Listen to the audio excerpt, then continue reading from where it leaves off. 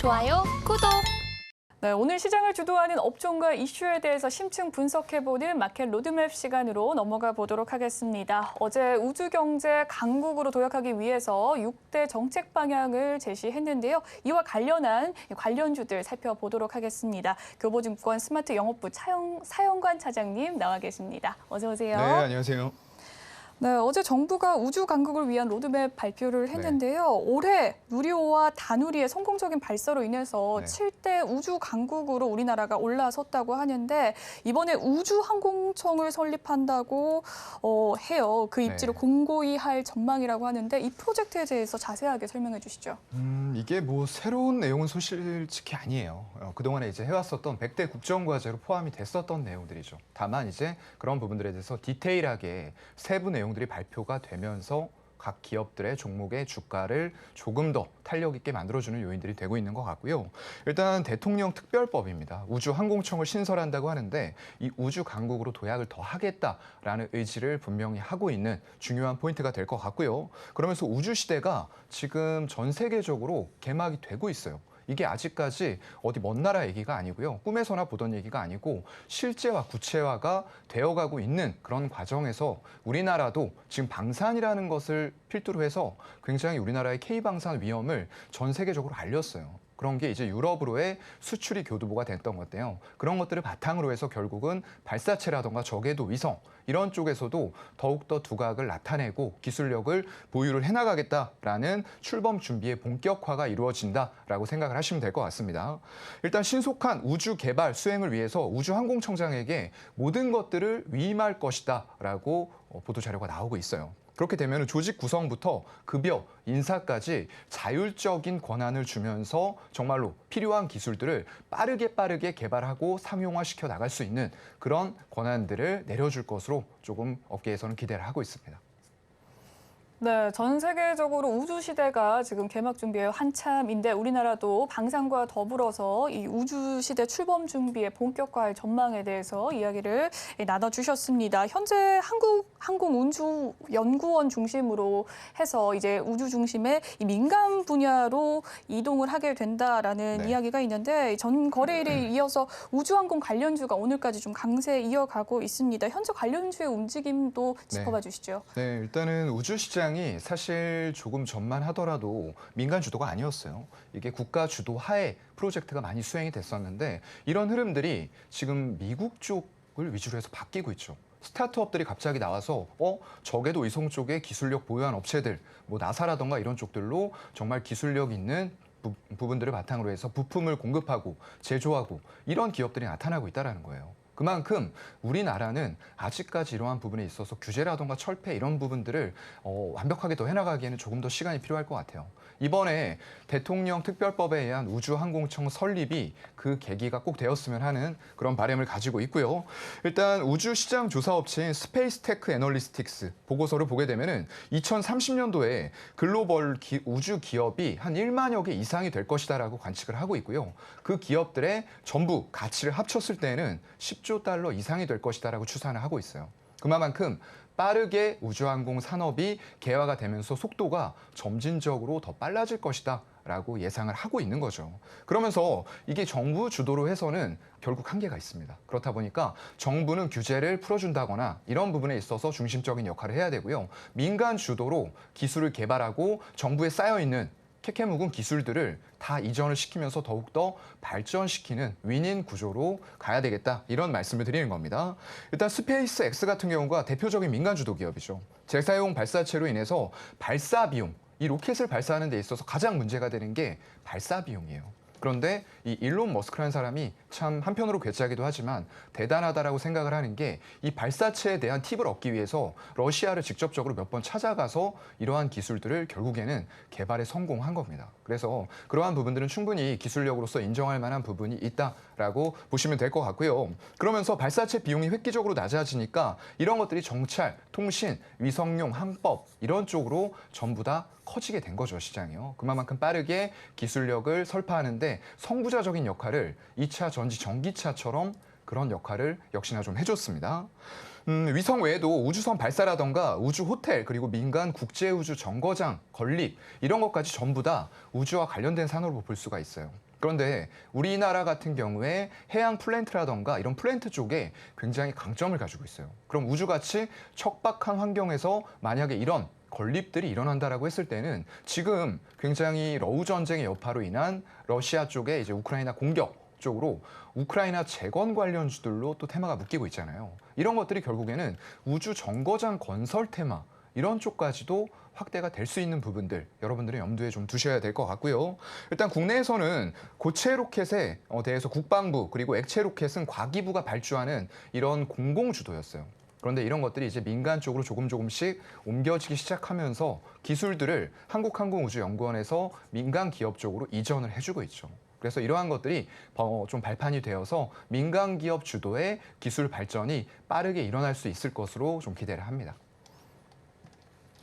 네, 우주 항공 산업이 현재 이제 정부 주도에서 민간 주도로 바뀌게 되고 있는 과정 속에 있는데 그 이유에 대해서 좀 자세하게 설명을 해주셨습니다. 일단 대표적인 기업인 스페이스X가 민간 주도의 기업이다라는 이야기를 해주셨고요. 또 30년까지 우주 산업의 이 기업 가치가 10조 달러 이상이 될 것으로 점진적으로 좀 빠르게 진행이 될 것이다라는 이야기까지 해주셨네요.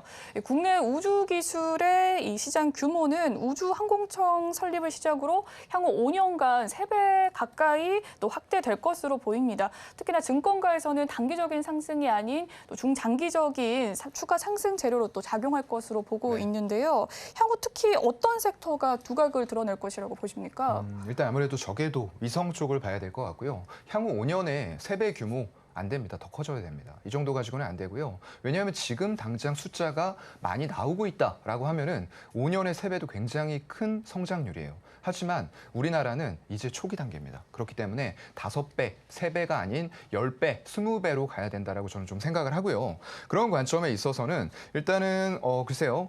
이쪽이 지금 적외도 위성을 말씀드렸는데 발사체 아까 좀 말씀을 드렸습니다. 스페이스X에서 기술력, 발사체 비용을 획기적으로 낮췄기 때문에 이런 기술들이 가장 중요할 것 같아요. 그렇다고 보면은 일단은 발사체를 재사용할 수 있고 회수해 올 수 있는 이런 핵심 기술을 개발하는 게 가장 관건이 될 것 같다라는 말씀을 드리면서 근데 이걸 완전 상업화해서 할 수 있는 기업들이 지금 몇 개나 되느냐. 손가락 안에 꼽습니다. 10개 정도밖에 안 되기 때문에 우리가 이번 항공우주청 설립을 계기로 해서 이런 기술을 빠르게 확보하고 결국에 아까 100대 기업의 시가총액 가치가 제가 말씀을 드렸었는데 그 안에 든다고 해서 이 산업이 커지는 게 아니고요. 결국은 선점해 가고 있는 기업들이 기술력을 더 고도화시켜 가면서 시장을 과점하게 된다는 거죠. 그래서 그 시장으로 빠르게 기술력을 확보하고 뛰어드는 게 무엇보다 중요하다라는 말씀을 드리는 거고요.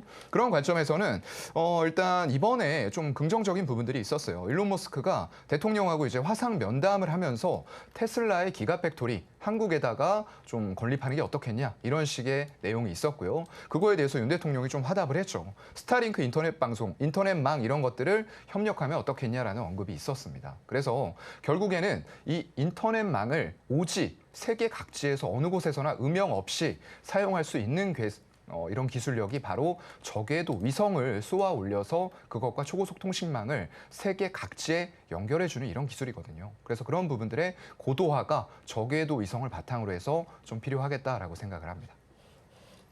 네, 사용관 선생님께서 픽한 섹터는 적외도 위성이었고요. 최근에 이 일론 머스크와 윤석열 대통령의 화상 명담 중에 또 테슬라 기가팩토리를 또 한국에 유치하겠다라는 소식 속에서 스타링크 인터넷망과의 협력 등을 언급한 모습이었습니다. 그 속에서 이 적외도 섹터, 이 주도 섹터가 될 것이다라는 이야기를 해주셨네요. 한편 대부분의 우주 항공 기업이 이 방산과도 밀접한 관련이 있다고 합니다. 이번 정부가 발표한 우주 경제 로드맵에 이 방산 부분에는 어떤 호재로 좀 작용하게 될지 궁금한데요. K방산 워낙에 유명한데 선도적인 역할을 할 기업의 주가와 또 전망까지 함께 살펴봐 주시죠. 네, 사실 방산이 실적이 더 빠르게 나왔죠. 하지만 이제 방산과 우주를 따로 떼어놓고 생각하는 건 굉장히 위험할 수 있어요. 왜냐하면 결국에는 방산 쪽의 무기 이런 것들이 추진체라던가 발사체 이런 것과 전부 다 연관이 있다는 말이죠. 아까 제가 우주 쪽에서 가장 중요한 게 어떤 거라고 말씀드렸죠? 발사 쪽에서 발사하는 비용 이런 것들을 획기적으로 낮추고 기술력을 고도화시키는 게 중요하다고 말씀을 드렸습니다. 그렇다고 하면은 이렇게 한국항공우주, 한화에어로스페이스, LIG 넥스원 그리고 현대로템은 최근에 네옴시티 관련돼서 또 수소 열차 이런 본업까지 각광을 받으면서 주가가 다른 방산주와는 차별화되면서 올라가고 있죠. 하지만 결국에는 방산 쪽으로 묶이면서 우리나라 방산 기업들 전체적으로 일단은 예전과는 다른 수출 레퍼런스를 가지게 되었다라는 게 포인트가 될 거예요. 그러면서 일단 유럽 쪽의 레퍼런스를 바탕으로 우리가 수출이 계속적으로 늘어나고 있고 수주 잔고도 늘어나고 있습니다. 그런데 차익 실현 때문에 일단 주가가 꺾였어요. 그렇다고 하면은 매수 기회로 우리는 당연히 생각을 해야 될 거고요. 그런 기업들이 우주와 완전히 동떨어져 있느냐? 그렇지 않아요. 전부 다 연관성이 있고 미래형 모빌리티 이런 쪽으로까지 사업 포트폴리오를 확대해 나가고 있기 때문에 우린 이런 기업들을 중소기업단에서만 찾으시는 분들이 많아요. 예를 들어서 뭐 캔코아 에어로스페이스라던가 AP 위성 그리고 인텔리안테크, 세트렉아이 뭐 이런 종목들만 보시는 분들이 있는데 결국에는 이미 방산 쪽에서 확실한 수주를 받아서 그리고 수주 잔고가 쌓이고 있기 때문에 향후에도 실적의 안정성 거기다가 미국 시장까지 만약에 진출이 가능해진다라고 했을 때는 지금 레벨업된 실적에서 또 한 번의 점프업이 가능하다는 겁니다. 그래서 이런 기업들도 우리가 놓치지 말고 우주, 항공 산업의 범주로 묶어놓고 같이 보셔야 된다. 이 말씀을 드리고 싶습니다. 네, 이번 이 우주항공청 설립에 따른 방산주의 전망까지 살펴봤습니다. 조금 더 다른 수출길이 열릴 것이다라는 이야기를 해주신 것 같은데요. 어제 같은 경우에는 우주 관련주, 우주항공 관련주들 희비가 다소 엇갈리는 네. 모습도 나타났습니다. 특히나 항공우주와 LIG 넥스원 등이 좀 높은 변동성을 보이기도 했는데 이 우주항공청 신설로 인해서 관련주에 접근할 네. 때 좀 유의할 점이 있다면 어떤 것들이 있을까요? 글쎄요. 일단은 우주 하면은 일반 투자자분들이 생각할 때 공부가 이제 조금 깊게 되어 있지 않으시면은 우주? 이거 뜬구름 잡는 테마 아니야? 단순히 지나가는 테마 아니야? 이렇게 생각을 하실 수 있어요. 근데 아까도 말씀드렸던 것처럼 방산, 이런 기초적인 부분들 각각의 본업에서부터 우주가 파생이 되는 거거든요. 그렇기 때문에 결코 허상이나 뜬구름 잡는 얘기가 아니다라는 말씀부터 먼저 드리고요. 그 예로 스페이스 X 같은 기업들은 이미 저궤도 위성을 민간 사업자에서 쏘아 올리면서 그걸 거창한 우주의 개념이 아니고 전 세계에서 초고속 인터넷을 사용할 수 없는 인구가 없도록 하겠다. 이런 명분을 가지고 쏘아 올리는 거거든요. 결국에는 그런 것들이 향후에 일론 머스크가 또 생각하는 부분들이 있을 거예요. 화성으로의 뭐 인구 이주라던가 이런 부분들까지 다 이어져서 갈 수가 있다라고 생각을 하고요. 이게 뭐 부자들의 잔치다 이렇게 생각을 하시는 분들도 있어요. 하지만 그런 것들이 결국에는 우리가 살 수 있는 별이 만약에 하나 더 생긴다라고 했을 때는 굉장히 저는 큰 효과가 일어날 수도 있다라고 생각을 하거든요. 그래서 그거는 조금 먼 미래의 얘기가 될 수 있지만 거기까지 생각, 사고의 확장을 좀 해보신다라고 했을 때는 분명히 좋은 길이 열릴 수 있다라고 저는 좀 보고 있고요. 일단 중소기업의 좀 단순 테마로 엮인 기업들도 없지 않아 있습니다. 하지만 이런 기업들에 대해서는 여러분들이 전자공시 이런 쪽 들어가셔서 이번에 3분기 보고서 다 발표됐습니다. 거기 들어가셔서 어떤 사업 내용을 하고 있고 어떤 기업으로 납품 이력이 있는지 이런 것들을 전부 다 자세하게 써놨어요. 그거 정말로 토시 하나 놓치지 말고 내가 우주 산업에 대해서 파보고 싶다라고 생각하시는 분들은 관심 기업 설정해서 이 산업의 트렌드를 그런 식으로 좀 파악을 해나가시면서 투자의 종목과 매수 타이밍 이런 것들을 조율하시면 좋을 것 같습니다. 네, 마지막으로 좀 탑픽 종목이 네. 있다면 어떤 종목이 있을까요? 제가 뭐 큰 기업만 말씀드리고 또 인텔리안테크를 말씀드리려니까 약간 이상한데요. 그만큼 지금 말씀드렸던 저궤도 위성 이런 쪽에서는 특화가 되어 있는 기업이다 보니까 좀 말씀을 빼놓고 드릴 수는 없을 것 같아요. 그래서 일단 인텔리안테크가 최근에 사실 시장이 좀 많이 힘들었죠. 그러면서 고밸류 받았었던 종목들의 주가들이 많이 빠졌어요. 이 종목들도 피할 수가 없었습니다. 아까 말씀드렸던 중소형 단의 종목들은 방산과는 약간의 별개 개념으로 우주 쪽에 조금 더 집중이 돼 있기 때문에 지금 같은 시장에서 유동성 다 회수해 가는데 우주? 웬 우주? 이런 식으로 하면서 주가들이 많이 빠졌죠.